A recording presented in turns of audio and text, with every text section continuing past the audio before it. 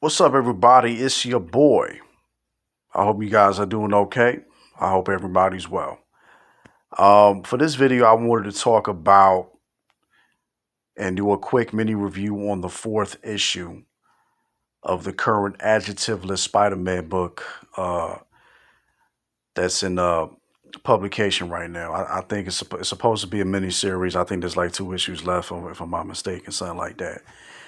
And basically, it's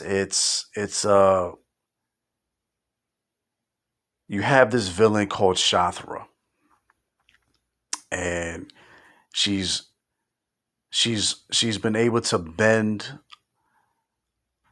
mostly all of the spider characters from different Earths in the Marvel multiverse to her will. And at first, the only one that's able to seemingly stop her is the Peter Parker from the 616 universe. And but something happened to him in the last issue where he supposedly died by a blade uh, that can kill and detach spider people from the web of I think of the web of life or the web of destiny, something like that. And but this is comics, and Peter's not going to stay dead. I mean, we're talking about Peter Parker here, so he's going to come back. Um, the first couple issues haven't really blown my socks off, to be honest with you. They haven't really amazed me. It's the series has kind of just felt like like meh. You know, it's enjoyable. I guess it's passable, but it's not rocking my socks. It's not blowing me away. And there's a lot of other Spider-Man fans that currently feel the same way. Um,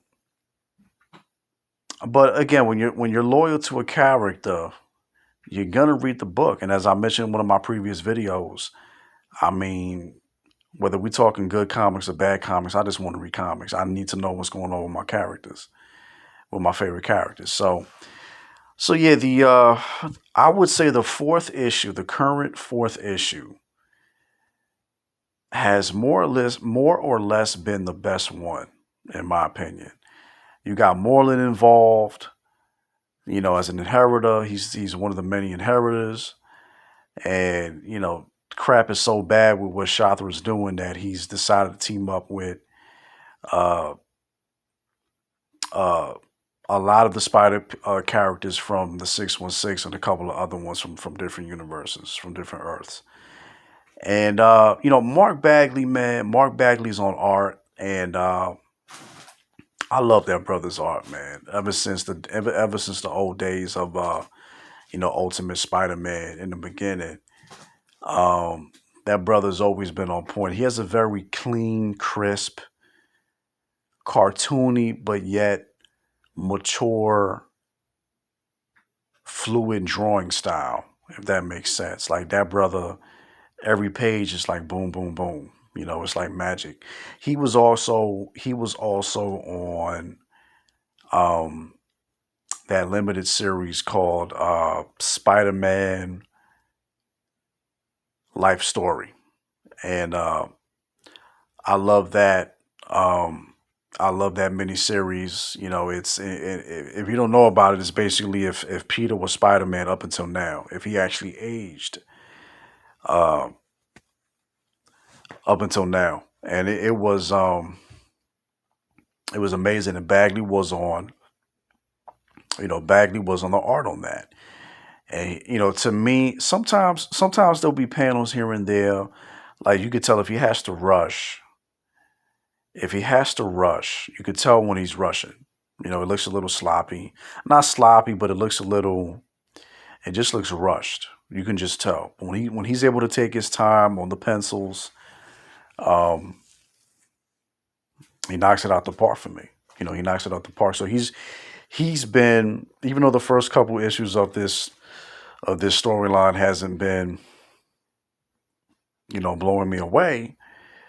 Um, Bagley's art has kind of been saving it for me. Bagley's always, he tends to more or less be on point. Um, so yeah, so basically this.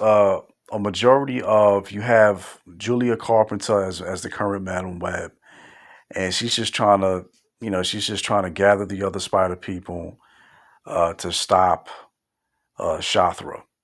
And as a matter of fact, in the previous issue, Miles Morales, my second favorite Spider-Man, he was he was almost converted to the hive mind, of which Shathra is responsible for. When she's able to convert the spider characters, they share a hive mind. But because Miles is uh, because he's of two Earths, the 616 in the Ultimate Universe, he's not fully converted. So he has his wits about him, but he's physically he looks like one of Shathra's minions. And he was really trying to kick her ass in this issue. And props to my boy Miles, man. He was really trying to kick her butt this issue, but he ain't come out on top. And so what Julia Carpenter does, I'm sorry, you have there's some of the Spider characters I don't quite know who they are, but there were there's these two in particular. There's an alternate Earth version of Black Cat who has a spider, I guess a Spider Woman motif, and another spider character. And so it's a female, they're both females, of course, and they go to look for a secondary primary Spider-Man that could kind of take the place of Peter. Because again, he's dead, but he's coming back. Um, so the Peter that ends up showing up is Peter Palmer.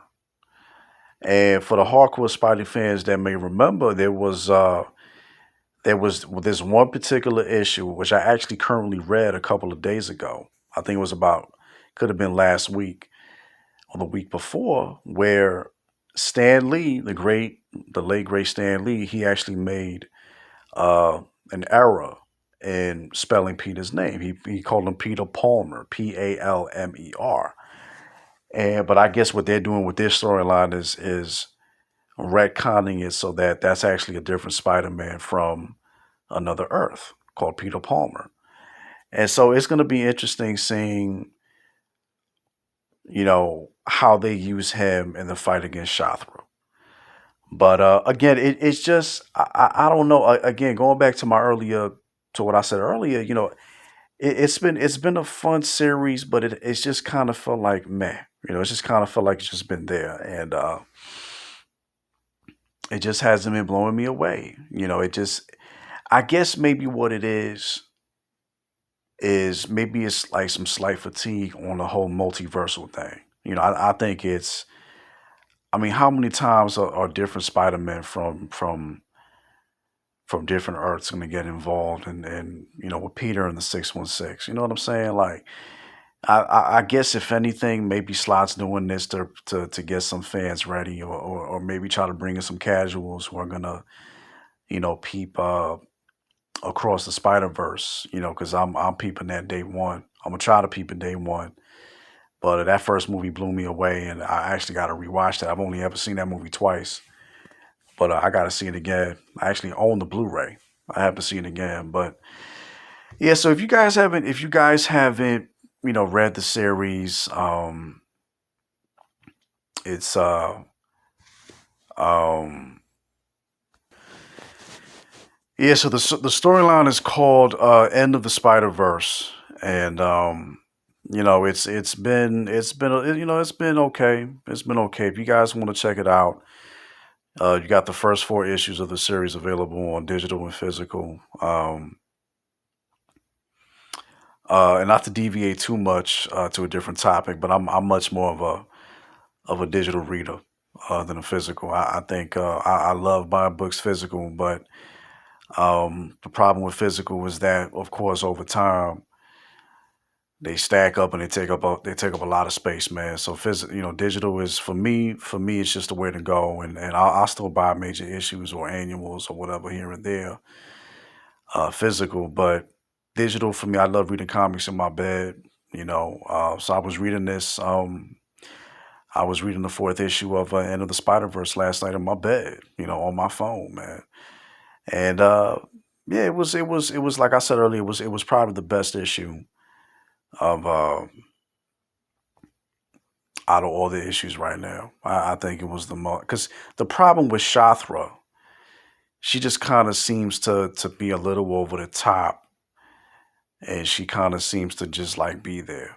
You know what I'm saying? Like it's just she just comes across as a little cheesy, and it doesn't quite work for me. But again, it's, with Peter Palmer's involvement, it's going to be interesting seeing what he's able to do against Shathra, if anything, and how Peter Parker from the 616 comes back. But yeah, so check it out. End of the Spider Verse.